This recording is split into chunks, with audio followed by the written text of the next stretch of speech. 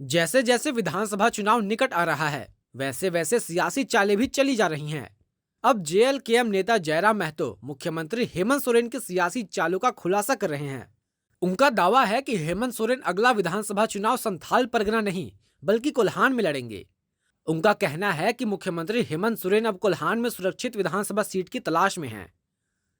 झारखंड लोकतांत्रिक क्रांतिकारी मोर्चा के केंद्रीय अध्यक्ष जयराम महतो ने यह दावा चक्रधरपुर में आयोजित बदलाव संकल्प सभा में किया।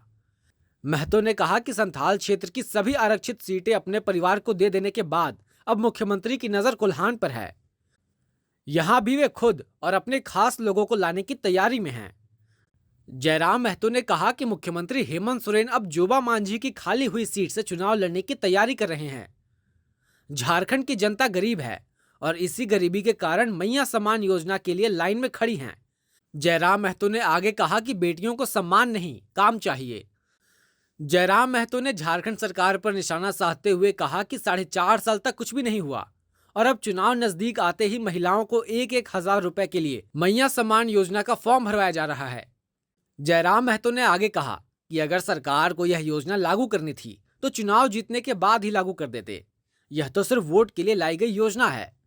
जयराम महतो ने कहा कि अलग झारखंड राज्य बने 24 साल हो गए, लेकिन आज तक न तो नियोजन नीति बनी और न ही विस्थापन नीति। उन्होंने वादा किया कि उनकी पार्टी सत्ता में आने पर ऐसी नियोजन नीति बनाएंगे जिसमें 75% पद सरकारी और गैर सरकारी संस्थानों में झारखंड के लोगों के लिए आरक्षित होंगे।